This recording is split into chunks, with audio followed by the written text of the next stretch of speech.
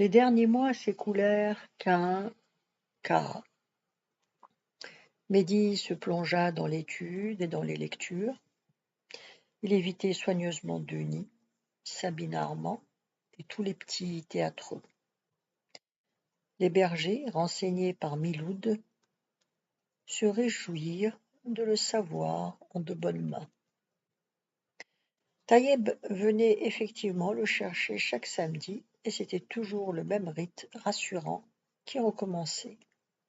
La crèmerie, la promenade, les propos décousus qui s'évanouissaient dans l'air chaud sans laisser la moindre trace. Puis c'était la tranquillité de la maison où on ne lui demandait rien. Il lisait, allongé sur un des sédaris du salon. On venait le chercher à l'heure des repas, qui étaient toujours délicieux et copieux. Il n'occupait plus le grand lit. On lui faisait un lit de fortune, avec des draps frais, sur un matelas posé à même le sol, dans le salon, et il y dormait paisiblement, bercé par le tic-tac régulier d'une grande horloge qui datait de l'époque des Français, comme lui avait dit sa tante avec fierté. Parfois, il allait au stade avec Taïeb, mais le bruit et les fureurs finirent par l'ennuyer. Son cousin s'en aperçut et cessa de l'y emmener. Il passa alors des samedis et dimanches délicieux en compagnie des petites filles modèles ou de pauvres blaises, assis sur un petit tabouret sur la terrasse ou bien vautrés sur les coussins du salon. Il y faisait aussi ses devoirs, suçotant son stylo, le front plissé. Sa tante, qui était analphabète, venait contempler son travail. Parfois, une lueur de respect ou de fierté s'allumait dans son regard quand on apercevait les diagrammes incompréhensibles des mathématiques modernes. Elle allait chercher des petits gâteaux et un verre de thé et les disposait en silence sur un petit guéridon. Une seule fois, une parole lui échappa. Alors qu'elle soufflait sur le verre de thé pour le refroidir, elle soupira sans se rendre compte qu'elle parlait à haute voix. Ah, si son père pouvait le voir! Surprise par le son de sa propre voix, elle sursauta, ses yeux s'embuèrent et elle disparut. Mehdi comprit la phrase et dessina un triangle isocèle. Vers la fin du mois de juin, juste avant que les vacances d'été ne commencent, eut lieu la distribution des prix. Cet événement que Mehdi attendait chaque année avec ferveur depuis qu'il avait pris goût à l'école de Bli Mellel. On était exposé au regard de tous, certes, mais on repartait chargé de livres. Et c'était à chaque fois des surprises. La vie de Jeanne d'Arc, l'exploration de l'espace, Louis Pasteur bienfaiteur de l'humanité, les splendeurs de Versailles, etc. C'était, selon M. Porte, une occasion solennelle. Le lycée Lyautey, avait-il dit à la fin de son dernier cours, la veille du jour tant attendu, honore ainsi ses élèves les plus méritants en présence de leurs professeurs, de leurs parents et de toute l'administration, du proviseur au simple surveillant. C'est une belle tradition. Pause. Une tradition menacée, hélas, par la montée de la médiocrité générale et d'un égalitarisme mal compris. Regardant d'un air sévère le fond de la classe, il avait ajouté sur un ton sarcastique : « Évidemment, les anciens cancres, qui sont tous devenus sociologues à Paris et hantent les couloirs des ministères, font tout pour supprimer les distributions de prix et les classements. Pourquoi ne pas supprimer les notes dans ce cas et revenir à l'âge de bronze ?» Les derniers rangs s'étaient agités parcourus par un frisson de fierté à l'évocation de leur avenir parisien et de leur futur pouvoir de nuisance. M. Flamand avait, lui aussi, parlé d'occasion solennelle, mais c'était pour « faire le cuistre », comme disait de lui Régnier, avec un dédain écrasant. Il se livre à des jeux de langage pendant que le peuple agonise. « À vos tablettes !» c'était le cri joyeux que lançait le prof de français quand il voulait souligner l'importance de ce qu'il était sur le point de dire. Solennel vient de l'ancien français solemnel, dérivé lui-même du latin classique solemnis, signifiant chose sacrée, salvatrice, qui n'a lieu qu'une fois par an.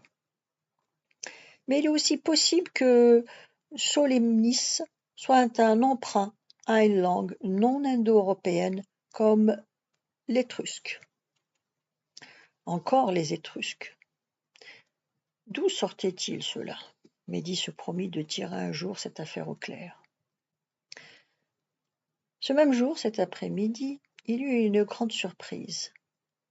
Madini, arborant un sourire un peu niais, c'était sa façon à lui de jouer au type sympa, vint le chercher dans la salle d'études, où il rêvassait en lisant en poil de carotte, puisqu'il n'y avait plus de devoirs à faire. Il le conduisit à la loge du concierge, de plus en plus sympa. Mehdi s'attendait au pire. « Regarde qui est là » avait dit le pion d'une voix mielleuse. Mehdi n'en crut pas ses yeux. C'était sa mère. Elle se pencha sur lui, les larmes aux yeux, l'embrassa et le serra contre elle. Elle sentait bon la lavande et un peu la 2 chevaux. Mehdi en déduisit qu'elle venait tout droit de Blimlel dans la voiture antédiluvienne de Mokhtar. Effectivement, celui-ci était là, au fond de la pièce, en compagnie de Miloud, les deux refaisant l'Indochine avec des gestes d'adjudant. Madini s'en alla, très mal, très fier d'avoir réuni l'enfant et la mère. Au bout de quelques minutes, après avoir été béni 10 fois et avoir promis de redoubler d'efforts, il était le premier de sa classe, Mehdi retourna à l'étude, lesté d'un petit paquet de gâteaux faits à la maison, ainsi que d'une chemise propre et repassée. Sa mère était venue le prévenir qu'elle allait assister à la distribution des prix le lendemain. En attendant, elle retournait passer la nuit chez sa sœur, cornaquée par l'infatigable Mokhtar. Mehdi crut comprendre que M. Lombard avait pris la peine d'appeler M. Bernard à Blimlel pour arranger l'expédition. Le lendemain, qui était un samedi, s'ouvrit sur un matin radieux. Après le petit déjeuner, les internes remontèrent au dortoir pour faire leurs valises. Vers les 10 heures, tout le monde se retrouva dans la grande cour où des rangées de chaises avaient été disposées devant une sorte d'estrade improvisée. Monsieur Flamand, qui s'était transformé en un monsieur loyal affairé, l'œil vif, un sourire avenant plaqué sur le visage, fit signe aux élèves d'approcher. Une petite fiche à la main, il invitait ceux qui allaient recevoir des prix d'excellence à s'asseoir au premier rang. Les autres se dispersèrent dans les travées, boudeurs, ricaneurs ou indifférents. Les parents s'asseyaient où ils voulaient. Se retournant, Mehdi vit sa mère assise au dernier rang et alla l'embrasser avant de regagner sa place juste devant l'estrade. Des piles de livres, chacune joliment liée par des rubans multicolores, reposaient sur une sorte de crédence qu'on avait disposée le long du mur à côté du monument aux morts. Mehdi pensa à Éric de Senlac, Jean Simon, Georges Naimi, Jean Ferracci. C'était peut-être cela le pire, dans la mort. Ne plus pouvoir lire. Quelle cruauté de mettre sous le nez de ces héros des lectures inaccessibles. Frères humains, qui après nous vivez, n'ayez les cœurs contre nous endurcis. Puis se fit la réflexion que tous ces hommes étaient enterrés ailleurs et que le panneau de marbre ne contenait en somme que des noms, des lettres disposées dans un certain ordre. Cette pensée le rasséréna et il regarda autour de lui. C'était vraiment une très belle journée. Il se rappela le jour lointain où il était entré pour la première fois dans cette cour, et d'abord l'arrivée devant la loge encombrée de 2 dindons. Tiens, cette énigme-là n'avait pas été résolue.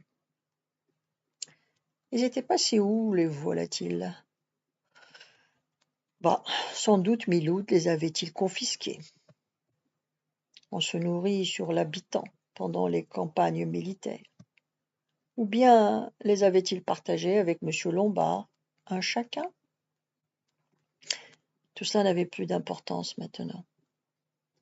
Il avait grandi et pouvait sourire en lisant dans Le mauvais génie les exclamations de monsieur Bonnard. Comment, Polisson? Tu me perds mes dindons au lieu de les garder? Ou les récriminations de madame Bonnard. C'est singulier, mais tout de même, je ne veux pas que mes dindes se perdent sans que je sache où elles sont passées. Ce qu'il avait eu peur ce premier week-end. Il avait pris la lingère pour une ogresse, pauvre, douce, inoffensive Shoshana. Il avait fini par s'attacher à cette grosse femme très myope, pataude, mais au fond si gentille. Et Morel.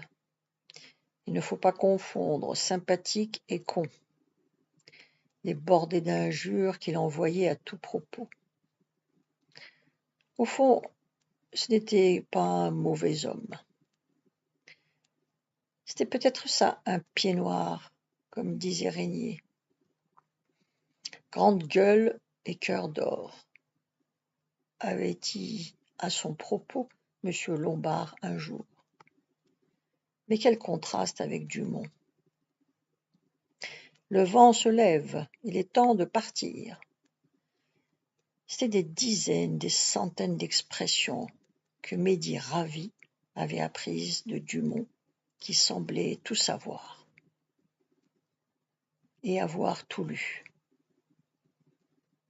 Un homme, plutôt un roi, sans divertissement, est un homme plein de misère, à manier avec précaution. Pas de politique, répétait son père. Dumont l'avait emprunté à un certain Blaise Pascal. Pascal, comme le frère disparu de Denis, pour justifier sa passion du théâtre. Et puis, du même, tout le malheur des hommes vient d'une seule chose, qui est de ne savoir pas demeurer en repos dans une chambre. Celle-là allait lui faire de l'usage, devenir pour lui une règle de vie. Chacun appelle barbarie ce qui n'est pas de son usage. C'était vrai. Taïeb disait des professeurs de l'IOT que c'étaient des barbares parce que certains vivaient en concubinage, ou il avait eu une telle information de Miloud, sans doute. Et peut-être avait-il dans certains comportements certaine idée de Taïeb, quelque chose de barbare aux yeux de Monsieur Porte peut-être. Mais Mehdi comprenait l'un et l'autre sans restriction. Ce qui voulait dire quoi? Qu'il était doublement barbare ou rien du tout? Les deux conclusions semblaient aussi inquiétantes l'une que l'autre. Bah, il faisait beau et on allait lui remettre un prix d'excellence. La suite demain. Vous pouvez vous abonner.